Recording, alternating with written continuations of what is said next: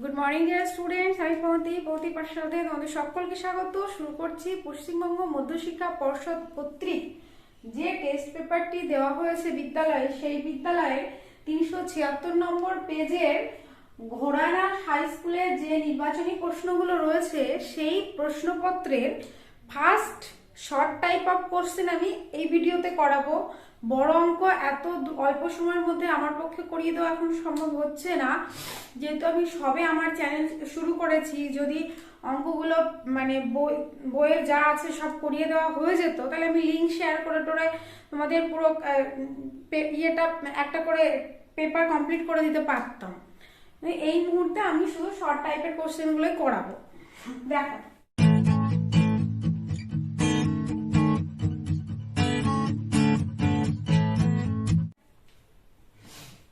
প্রথম কোশ্চেনটা বলছে ax square plus bx plus c সমান সমান 0। প্রথম প্রশ্নটা এরকম, ax square plus bx plus c সমান সমান 0 সমীকরণের বীজদ্বয় বাস্তব ও অসমান হলে সমীকরণের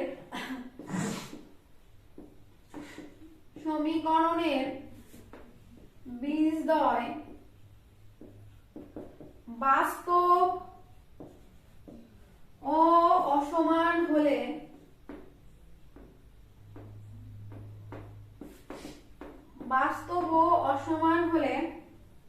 বি স্কয়ার মাইনাস 4ac এর মান কি হবে?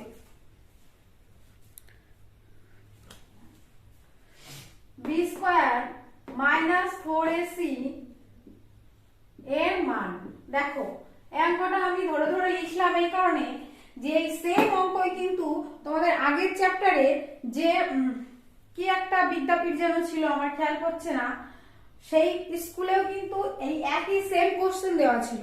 তার মানে নিরূপক থেকে একটি শর্ট কোশ্চেন কিন্তু ভেরি ভেরি ইম্পর্টেন্ট। এখানে আমি লিখে দিলাম এই অঙ্কটি ভেরি ভেরি ইম্পর্টেন্ট। এখান থেকে 3 ধরনের টাইপ দিয়ে প্রশ্ন আসতে পারে। এর আগেও আমি ব্যাখ্যা সহ আলোচনা করেছি, ওই জন্য এই ভিডিওতে আর অত ডেপথে যাচ্ছি না। তাও সংক্ষেপে বলে রাখছি, B square minus 4ac greater than 0 হলে বীজদ্বয় বাস্তব ও অসমান, বাস্তব ও অসমান, এবং B square minus 4ac less than 0 হলে অবাস্তব, এটি বাস্তবে এক্সিস্ট করবে না, এবং সমান সমান 0 হলে সমান সমান তো হবে, তার সঙ্গে বাস্তবও হবে। বাস্তব এবং সমান, বাস্তব এবং সমান, বাস্তব ও সমান, এই হচ্ছে বীজদ্বয়ের 3 ধরনের প্রকৃতি। তোমাদের বি স্কয়ার মাইনাস কি বলেছে, বীজদ্বয় বাস্তব, বাস্তব ও অসমান, বাস্তব ও অসমান মানে B square minus 4ac greater than 0 হতে হবে। অ্যানসার কিন্তু তোমাদের এ। উত্তর হচ্ছে 1 এ। এবারে আমি 1 2 দাগ করাবো।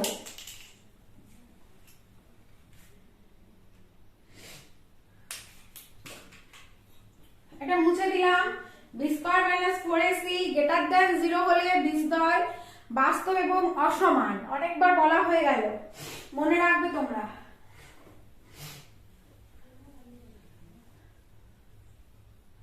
এটা হচ্ছে 1 অঙ্ক। এবারে 2 শুরু করছি। 2 অঙ্ক বলছে x% বার্ষিক সরল সুদের হারে কোন মূলধনের x বছরের সুদ x টাকা হলে মূলধনের পরিমাণ। তাহলে সরল সুদের এটা শর্ট কোশ্চেন, অত ডেপথে করার দরকার নেই, একবার রাফে অঙ্কটা করে নেবে এবং পূর্ণ বাক্যে উত্তরটা করে লিখে দেবে। দেখো কি বলছে, x% বার্ষিক সরল সুদের হার, অর্থাৎ সুদের হার, অঙ্ক খাতায় পড়াই ভালো আমার মনে হয়, দেখা গেল সুদের হার কি বলেছে, x%, সুদের হার মানে r সমান সমান x%,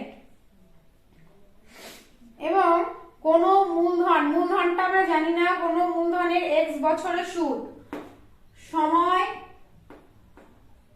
t সমান সমান x বছর, এবং সুদ i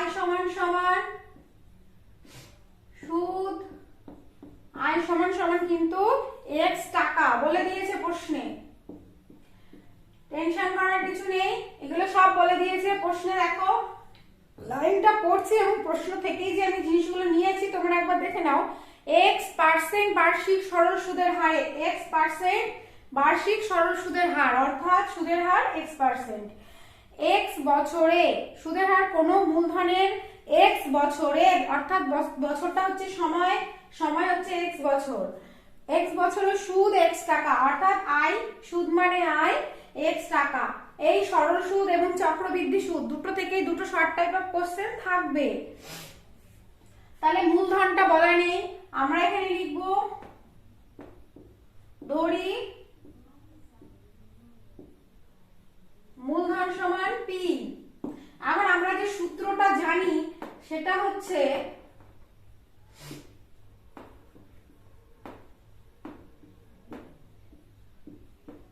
আমরা জানি i * 100 সমান সমান p আর t। আমাদের দরকার p এর মান বার করা। তাহলে আমরা এখানে বা লিখব p সমান সমান i * 100 টা আগে লিখলাম,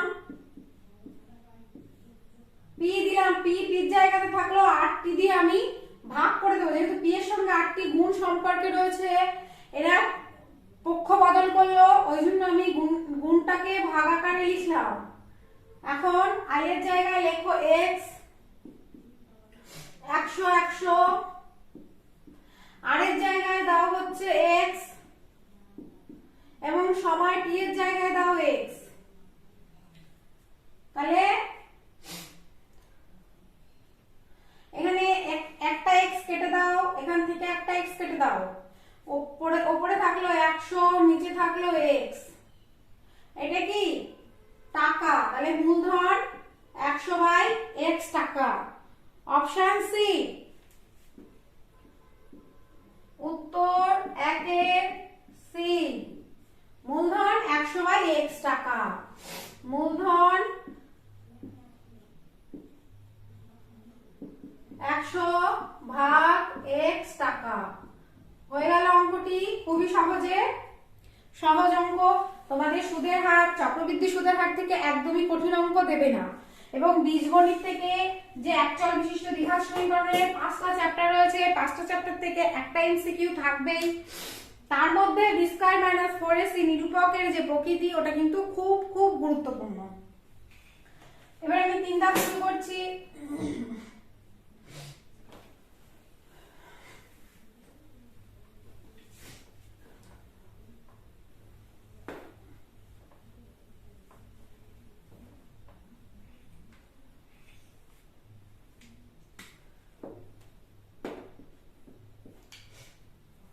অঙ্কটি দেখো কেমন। এক ব্যক্তি ব্যাংকে 100 টাকা জমা রেখেছে, তাহলে কত টাকা জমা রাখলো? 100 টাকা। তার মানে আমরা লিখব মূলধন p সমান সমান 100 টাকা। জমা রেখে 2 বছর পর, সময় t সমান সমান 2 বছর। সমূল চক্রবৃদ্ধি পেলেন 121 টাকা। বার্ষিক চক্রবৃদ্ধি সুদের হার কত? আচ্ছা, সমূল চক্রবৃদ্ধি সমান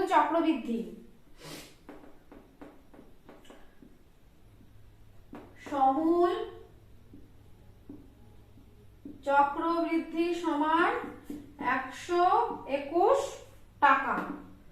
এখন এই যে সমূল চক্রবৃদ্ধি, দেখো সরল সুদ আর জটিল সুদের মধ্যে ব্যাপারটা হচ্ছে এই সূত্রটা কিন্তু অনেক কম তথ্যে আমি সূত্রটা অ্যাপ্লাই করতে পারি। সরল সুদের সূত্র ফেলতে গেলে একটু বেশি তথ্য লাগে, কিন্তু ক্যালকুলেশনটা একটু সহজ হয়। আর সমূল চক্রবৃদ্ধিতে বেশিরভাগ একটা ঘন সংখ্যা বা বর্গ সংখ্যা দিয়ে দেয়, তোমাদের মোটামুটি কয়েকটা সংখ্যার বর্গ বা ঘন যদি জানতে পারো তাহলে কিন্তু সমূল চক্রবৃদ্ধির অঙ্ক একদমই কঠিন নয়। যেমন এখানে 121 আমি দেখতে পাচ্ছি, এটা 11 স্কয়ার। তো এই ধরনের টার্মই কিন্তু দেবে যাতে তোমরা অঙ্কটি সলভ করতে পারো। তাহলে সূত্রটি কি আমরা লিখবো এখানে, আমরা জানি এটা কিন্তু সমূল চক্রবৃদ্ধিকেও কি বলে,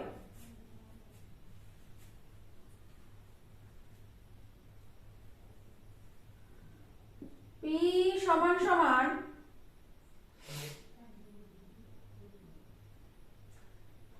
P into 1 plus R by 100 whole to the power n সমান সমান 121। এটা হচ্ছে সমূল চক্রবৃদ্ধির সূত্র। P into 1 plus R by 100 whole to the power n সমান সমান 121। তাহলে এখন মানগুলো বসাও।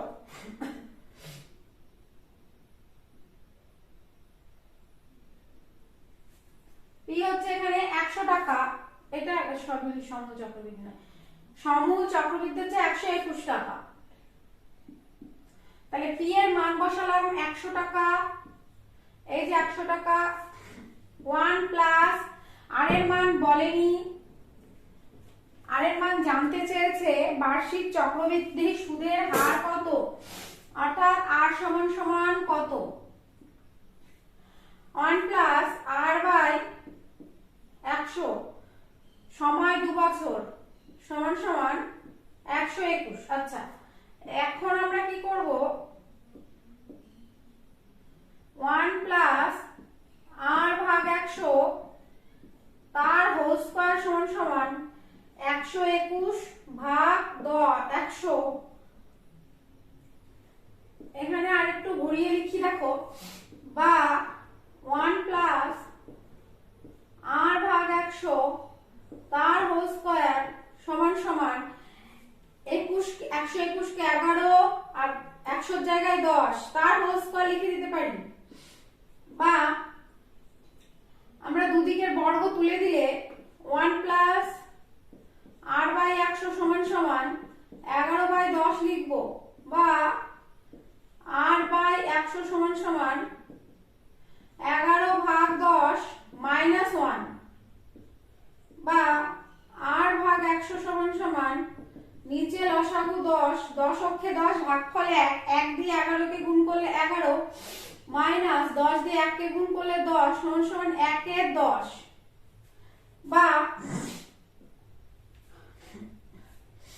আর সমান আর ইন্টু 10 সমান সমান 100 ইন্টু 1, বা আর সমান সমান 100 ভাগ 10। এখানেও করা যেত কিন্তু, হ্যাঁ এইখানে না করে এই যে 1/10 এটা যদি আমি একবারে লিখে দিই, এটা যে 1/10 সমান সমান 1/10, তাহলে কিন্তু এই 10 দিয়ে 100 কে কাটা যায়, 10 10 কে 100, তাহলে আর সমান সমান 10 ইন্টু 1 মানে 10 অক্ষে 10%। এই হচ্ছে চক্রবৃদ্ধি সুদের হার 10%। তাহলে আমাদের উত্তর 3 এর এ,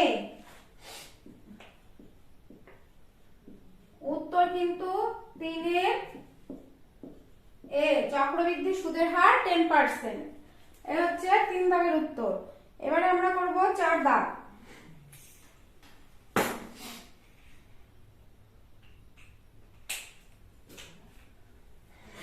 দেখো 3 দাগ মুছে দিলাম, 4 দাগ শুরু করছি।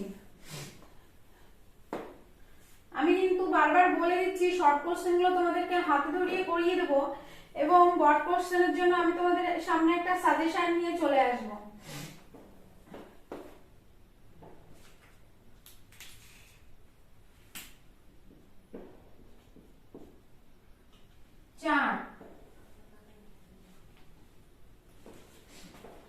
চার দাগের অঙ্কটি বলছে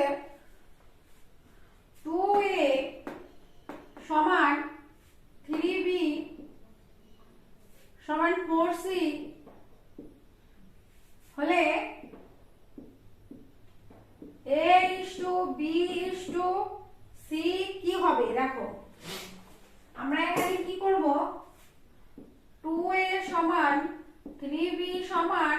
সমানুপাত চ্যাপ্টারের অঙ্ক 4c সমান সমান k ধরবো। k যেখানে একটা ধ্রুবক। এখন আমরা তার মানে 2a সমান k, 3b সমান k, 4c সমান k। তাহলে আমরা এখান থেকে লিখতে পারি সুতরাং a সমান সমান k বাই 2, b সমান সমান k বাই 3 এবং c সমান সমান k বাই 4। তাহলে a is to b is to c, সুতরাং a is to b is to c সমান সমান k by 2 is to k by 3 is to k by 4। এখন তোমাদের উত্তর কিন্তু এরকম ভগ্নাংশে দেওয়া নেই, উত্তর কিন্তু একটি পূর্ণ সংখ্যা সরল অনুপাত দেওয়া আছে। তার জন্য 2 3 4 এর লসাগু কত বলো? 12। সবাইকে 12 দিয়ে গুণ করে দাও। 12 দিয়ে গুণ করলে k 6k is to 4k is to 3k, k কে বাদ দাও 6 is to 4 is to 3। তাহলে आंसर কি আসছে 6 4 3, आंसर হচ্ছে ডি। উত্তর 4 এর ডি, উত্তর কিন্তু 4 এর ডি। এই হচ্ছে 4 এর ডি। এবার 5 করব। বুঝেছো অঙ্কটি সবাই? এটা সমান সমান k ধরে আলাদা করে a সমান বার করলাম, b সমান c সমান। এখন ভগ্নাংশটা আমি দেখলাম যে এদের লসাগু দিয়ে গুণ করে দিলে ভগ্নাংশটি আর থাকবে না, একটা পূর্ণ সংখ্যা চলে আসবে। তাই 2 3 4 এর লসাগু 12 দিয়ে আমি সবাইকে গুণ করে দিয়েছি। এবার 5 দাগ করছি।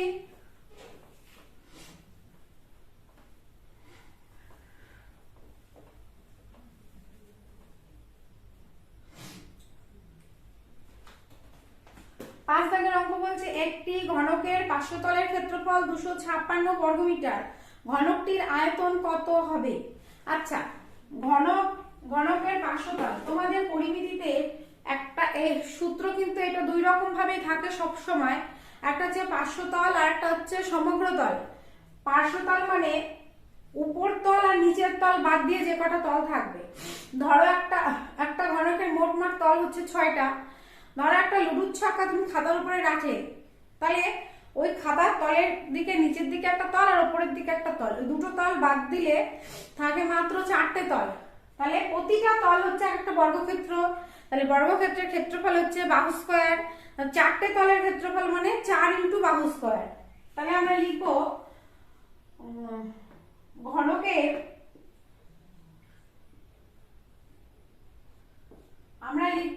ঘনকের পার্শ্বতলের ক্ষেত্রফল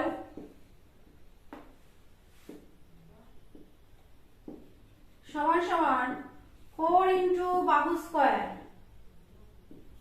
তাহলে 4 ইন্টু বাহু স্কয়ার সমান সমান 400 কত আছে 256। সুতরাং 4 ইন্টু বাহু স্কয়ার সমান সমান 256 বা বাহু স্কয়ার সমান সমান 256 4 গুণ ছিল নিয়ে করলাম ভাগ। 4 25 এর মধ্যে 4 6 24, হাতে থাকলো 1, 16 এর মধ্যে 4 4 16 মানে 64। সুতরাং বাহু সমান, এখানে বাহু স্কয়ার থেকে বাহু টানা মানে বর্গ করা, বর্গমূল বার করা। 64 বর্গমূল কিন্তু 8, তাহলে বাহু সমান 8। এখন ঘনকের আয়তন বার করি। সুতরাং ঘনকের আয়তন হচ্ছে দৈর্ঘ্য ইন্টু প্রস্থ ইন্টু উচ্চতা। যেহেতু ঘনকের তিনটেই সমান তাই তিনটে সেম জিনিস তিনবার গুণ করো। দৈর্ঘ্য ইন্টু দৈর্ঘ্য ইন্টু দৈর্ঘ্য বললেও যা, প্রস্থ ইন্টু প্রস্থ ইন্টু প্রস্থ বললেও তাই, উচ্চতা ইন্টু উচ্চতা ইন্টু উচ্চতা বললেও তাই, কারণ দৈর্ঘ্য প্রস্থ উচ্চতা তিনটেই সমান ঘনকের ক্ষেত্রে। তাহলে 8 3 8 গুণ করলে কত হয় 512। 512 ঘনমিটার।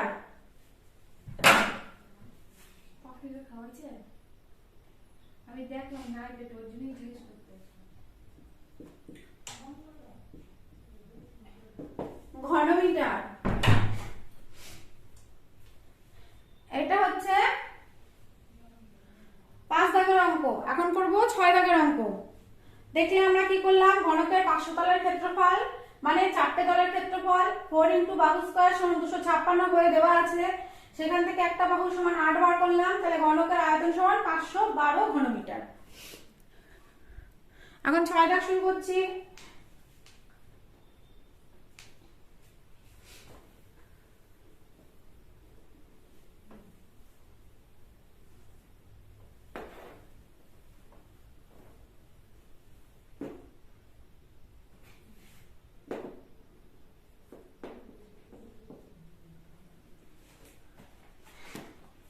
বলছে অকেন্দ্রীয় বৃত্তের এবি ও সিডি দুটি সমান দৈর্ঘ্যের জ্যা। আমরা কি করব, একটা বৃত্ত এঁকে নিলাম, এখানে একটা জ্যা বলছে এবি আর এখানে একটা জ্যা সিডি, দুটো জ্যায়ের দৈর্ঘ্য কিন্তু সমান বলে দিয়েছে, এবি আর সিডি। ও বিন্দু থেকে এবি জ্যায়ের দূরত্ব 4 সেমি, এখানে হচ্ছে কেন্দ্র, কেন্দ্র থেকে এবি জ্যায়ের উপর একটা দূরত্ব, সেটা হচ্ছে 4 সেন্টিমিটার। সিডি জ্যায়ের দূরত্ব কত হবে, 4 সেন্টিমিটার হলে এইটুকু কত হবে। এটা হচ্ছে, এটাও অবশ্যই 4 সেন্টিমিটারই হবে। কেন হবে দেখো, এটা যদি কেন্দ্র হয়, কেন্দ্রের দুই পাশে সমান সমান জ্যায়ে প্রতিটি সমান দূরবর্তী অঞ্চলে প্রতিটি যদি জ্যা একই, তাহলে তাদের মধ্যবর্তী দূরত্ব কিন্তু সমান হয়।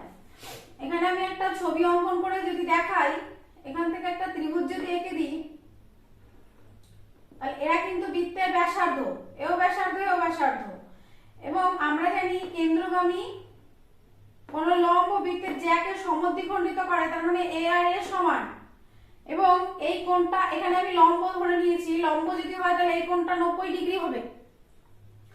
90 ডিগ্রি হলে ত্রিভুজগুলো সর্বসম, সর্বসম হওয়ার কারণে এ আর এ দুজনেই সমান হবে, অর্থাৎ আমরা লিখতে পারি এবি, এবি না, ও ডি সমান সমান ও ই। সুতরাং আমরা লিখবো, সুতরাং ওডি সমান সমান ও ই। এটা হচ্ছে 1-এর 6 দাগ।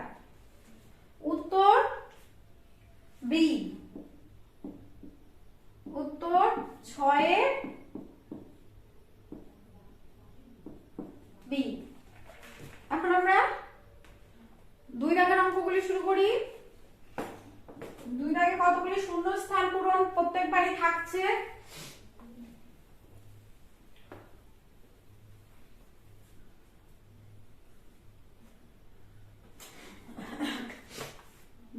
বলছে একটি কি √3 - 5 এর অনুবন্ধী করণী। দেখো এটা হচ্ছে, এটা আমি মুছে দিই, বলেছে শূন্য স্থান পূরণ করো।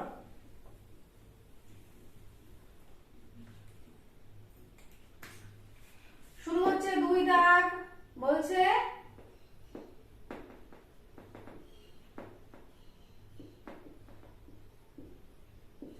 শূন্য স্থান পূরণ করো। কি বলছে, √3 - 5 এর অনুবন্ধী করণী।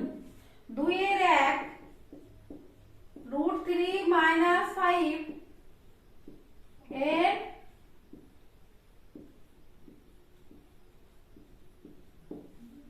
অনুবন্ধী করণী। আচ্ছা, অনুবন্ধী করণী মানে রুটের আগের চিহ্নটি বদল করতে হবে, অর্থাৎ -√3 - 5, শুধুমাত্র এর চিহ্ন বদল করলেই অনুবন্ধী করণী হয়ে যাবে। হলো অনুবন্ধী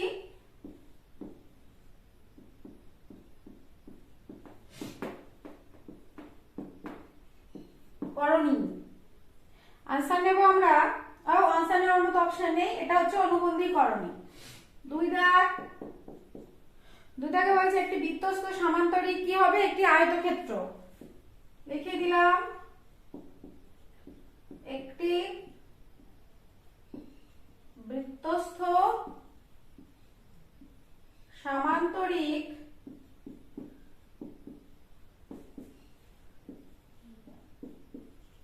একটি আয়তক্ষেত্র।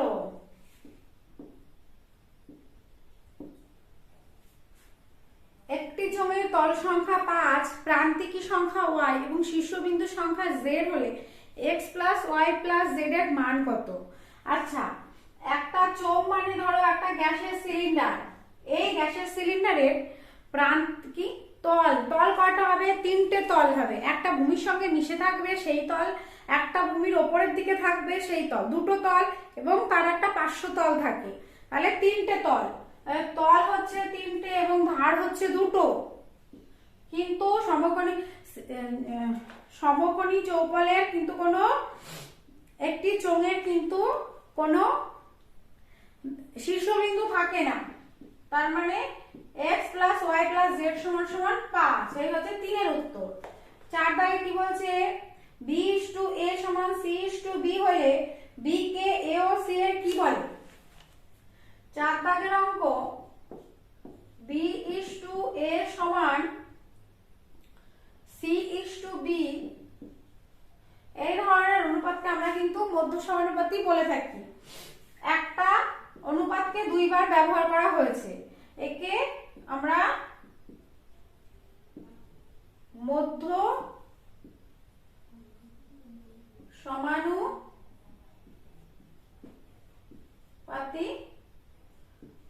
বলে।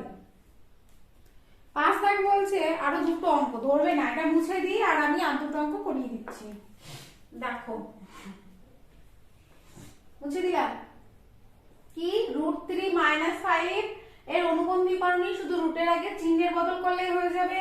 একটি বৃত্তস্থ সামান্তরিক একটি আয়তক্ষেত্র, এটা মানে শূন্য স্থানটা ছিল এই জায়গায়। বৃত্তস্থ সামান্তরিক কি, এটা কিন্তু মনে রাখতে হবে। বৃত্তস্থ সামান্তরিক একটি আয়তক্ষেত্র এবং চোঙের ক্ষেত্রে তল হচ্ছে 3টে, উপরের তল, নিচের তল এবং পার্শ্বতল, ধার হচ্ছে দুটো, কোনো শীর্ষবিন্দু থাকে না।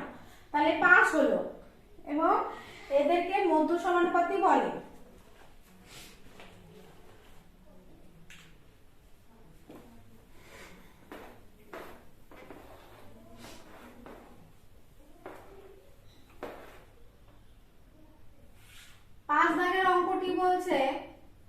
দেখো, তোমাদের 5 দাগের অঙ্কটি বলছে 6 মাস অন্তর সুদ আসলের সঙ্গে যুক্ত হয়। 6 মাস অন্তর, 4 মাস অন্তর, 6 মাস অন্তর এবং 12 মাস অন্তর, তিন রকম ভাবে চক্রবৃদ্ধি সুদের হার হচ্ছে একটা সময় পরে গিয়ে সুদটা আসলের সঙ্গে যুক্ত হয়ে মূল প্রিন্সিপালে পরিণত হবে। এবার সেটা 4 মাস অন্তর যুক্ত হতে পারে, 6 মাস অন্তর যুক্ত হতে পারে, 12 মাস অন্তর যুক্ত হতে পারে। কিভাবে যুক্ত হবে সেটা কিন্তু প্রশ্নে বলা থাকবে। এখন 6 মাস অন্তর সুদ আসলের সঙ্গে যুক্ত হলে বার্ষিক 8% সরল সুদের হারে, তার মানে 8 সমান হচ্ছে 8/2%। যেহেতু এইটাকে রেট অফ ইন্টারেস্ট বার্ষিক বলেছে, কিন্তু সুদটা 6 মাস অন্তর যুক্ত হবে, তার মানে এখানে 4% দাঁড়াবে। আর মূলধন p সমান বলেছে 3000 টাকা। তাহলে এখানে আমাদের সূত্র হচ্ছে p × 1 + r/100 whole to the power 2n - 1। এটা হচ্ছে সূত্র। এখন সূত্রে আমরা মানগুলো পুট করব। p এর জায়গায় লিখব 3000 এবং 1 প্লাস r এর জায়গায় 4 নিচে 100 মানে 4 25, 4 দিয়ে 100 কে কাটলে কিন্তু 25, 4 25 = 100 -1। আর এখানে 2n সূত্রে এখানে 6 মাস অন্তর হওয়ার জন্য আমাদের এখানে 2 বসবে। এত সমান 3000 1 প্লাস 4 এর 25 এর 1 প্লাস 4 এর 25 একটু করে দেখি এখানে কত হয়। 4 এর 25, 25 অক্ষে 25 আর এখানে 4, 25 আর 4 29। আচ্ছা, এটা যদি আমি ওইভাবে না করে সূত্রে ফেলে দিই তাহলে আরো ভালো হবে। 1 square a square minus b square সূত্রে কেমন হবে? 3000 আমার থাকলো 1 প্লাস 4 এর 25, ও সরি 4 কেন, এখানে 1, 1 এর 25 প্লাস 1 ইন্টু 1 প্লাস 1 এর 25 মাইনাস 1। এখন এখানে প্লাস 1 মাইনাস 1 কেটে গেল, শুধু থাকলো 1 এর 25। 3000 ইন্টু 1 এর 25 লিখলাম, আর এই দুটো একটু যোগ করে দেখি কেমন হয়। 1 প্লাস 1 মানে আমি এখানে 2 লিখতে পারি একবারে, তাহলে 25 লসাগু,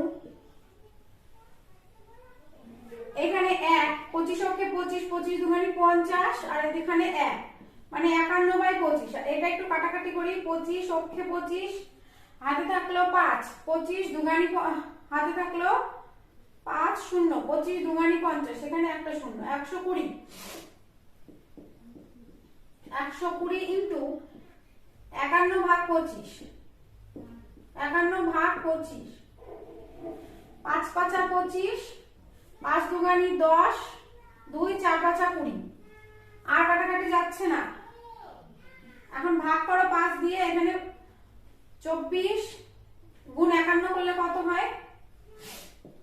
24 গুণ 51, তার মানে 24 আর 5 4 5 20, 5 দুগুণে 10 আর 2 12, তাহলে 4 2 2 1, 1 2 2 4, 1 2 2 4, 5 12 এর মধ্যে 5 দুগুণে 10, নামলো 2, এখানে 2, 4 5 20, নামলো 2, এখানে 4, 24, 5 4 5 20, দশমিক এখানে 4, দশমিকের জন্য শূন্য, তাহলে 5 8 40, তার মানে 244.8 সমান সমান 244.8 টাকা। এটা হচ্ছে সুদ। তাহলে 2 এর 5 দাগের উত্তর হচ্ছে 244.8। এটা হচ্ছে 2 এর 5 এর উত্তর। এবার 6 দাগ করি।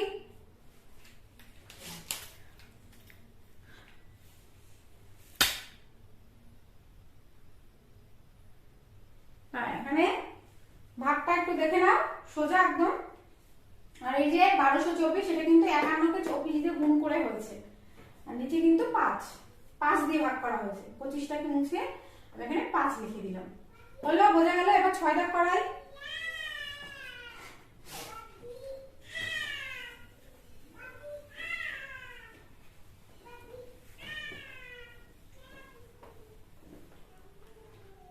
অঙ্কটি কি বলছে?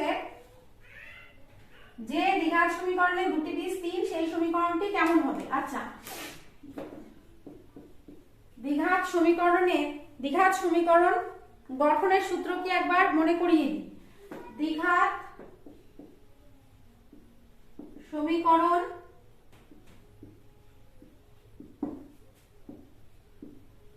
এর গঠন কি হবে? x স্কয়ার মাইনাস দুটি বীজের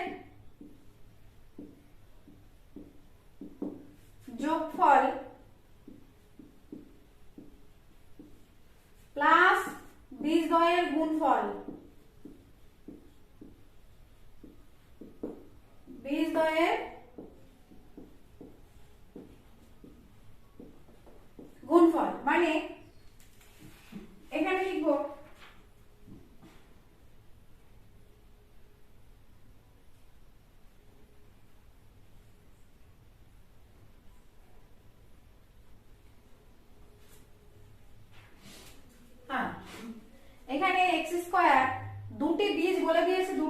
হচ্ছে 3, দুটি বীজ 3, দুটি বীজ 3। আচ্ছা এক্স স্কয়ার সূত্রের মাইনাস দুটি বীজ 3 মানে 3 যোগ 3 কত হয় 6,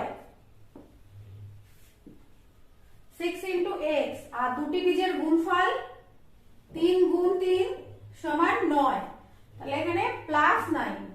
এই হচ্ছে দ্বিঘাত সমীকরণ তৈরি হয়ে গেল 2 এর 6। এবার আমি 3 দাগ শুরু করছি, এটা মুছে দিলাম। 3 দাগটা কি বলেছে দেখো, সত্য মিথ্যা লেখো।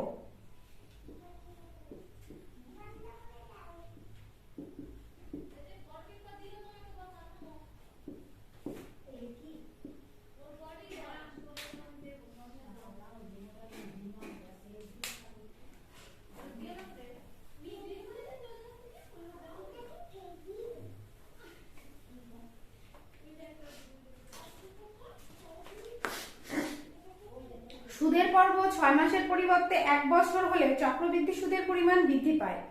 এটা কখনোই নয়। কি হয়, 6 মাসের পরিবর্তে 1 বছর হলে 6 মাস পর পর যদি সুদের পর্ব হয়, তাহলে 6 মাসের পর সুদটা আসলের সঙ্গে যোগ হয়ে যায় এবং আসলটা বেড়ে যায়। আর ওই 1 বছরের মাথায় গিয়ে আমার মূলধন কিছু পরিমাণ বেড়ে গেলে সেই নতুন মূলধনের আবার সুদ পাবো। তার মানে সুদের পর্ব যত ছোট হবে চক্রবৃদ্ধি সুদের হারে আমাদের হচ্ছে সুদের পরিমাণ তত বেশি হবে। তাহলে 3 এর 1 কিন্তু মিথ্যা একটা বিবৃতি, মিথ্যা। কারণ চক্রবৃদ্ধি সুদের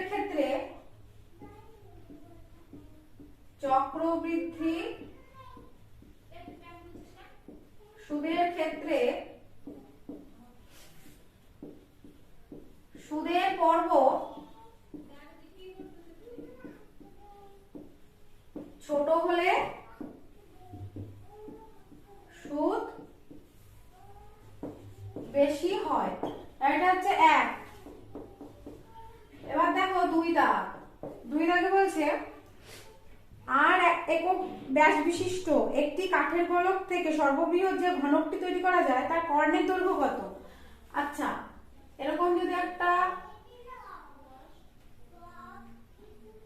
গোলক হয়, তার ব্যাসটা কিন্তু আর একক, তার মানে এরকম একটা ব্যাস। এখন এখানে আমরা যদি একটা ঘনক আঁকতে যাই, থেকে সর্ববৃহৎ যে ঘনকটি আঁকা যাবে, এটা আমি সর্ববৃহৎ একটি ঘনক আঁকতে পারবো। 3D ধরো, এখানে একটা তল দেখা যাচ্ছে, বাকি তল ভেতরের দিকে আছে। তাহলে এর যে কর্ণ দৈর্ঘ্য হবে সেটা হচ্ছে ওই গোলকের ব্যাস হতে হবে, কিন্তু ব্যাসটা বলেছিল আর একক, কিন্তু এরা বলছে ঘনকের কর্ণের দৈর্ঘ্য 2r একক হবে। 2r একক হবে না, 2r মানে এখান থেকে বেরিয়ে যাবে, কিন্তু ওরা ব্যাস যেহেতু আর এইটুকুকে বলছে, ওই জন্য আমরা এই বিবৃতিটাকে মিথ্যে বলবো, এটাও মিথ্যা বিবৃতি। আচ্ছা 3 দাগে বলছে ax square minus 5x plus 3, ax square minus 5x plus 3 দ্বিঘাত সমীকরণের একটি বীজ 1 হলে অন্য বীজটি হবে 2 এর 3। আচ্ছা একটি বীজ 1 যদি হয়, তার মানে x এর একটা মান হচ্ছে 1, তাহলে অপর মানটা কত হবে। 1 বীজ হলে a ইন্টু 1 এর স্কয়ার মাইনাস 5 ইন্টু 1 প্লাস 3 সমান সমান 0। কি হচ্ছে দেখি তো, 1 মাইনাস 5 প্লাস 3, এটা a, তার মানে a মাইনাস 2, এটি সমান সমান 0 হলো না, 0 নয়। সুতরাং a 1 এই সমীকরণের বীজ নয়, 1 এই সমীকরণের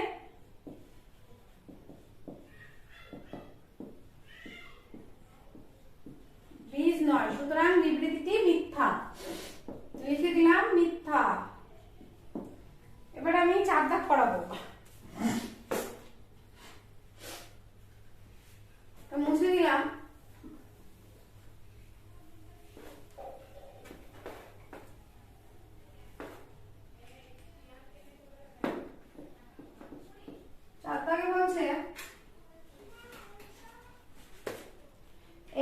বৃত্তচাপের উপর অবস্থিত বৃত্তস্থ কোণ 100 হলে কেন্দ্রস্থ কোণের মান 50। তার মানে এরকম একটা বৃত্ত যদি হয়, এটা যদি কেন্দ্র হয়, তাহলে বৃত্তস্থ কোণ যদি 100 হয় কেন্দ্রস্থ কোণ, এটাকে বলে কেন্দ্রস্থ কোণ এবং এটাকে বলে বৃত্তস্থ কোণ। সবসময় কেন্দ্রস্থ কোণ বৃত্তস্থ কোণের দ্বিগুণ হয়। বৃত্তস্থ কোণ যদি 100 হয় তাহলে কেন্দ্রস্থ কোণ 200 হবে, কিন্তু এখানে কেন্দ্রস্থ কোণকে 50 বলছে। তার মানে বিবৃতিটি মিথ্যা, বিবৃতিটি মিথ্যা।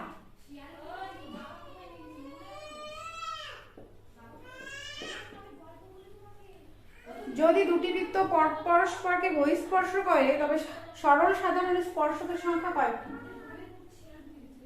এরকম করে বলছে, এরকম নয়, ঠিক হলো না।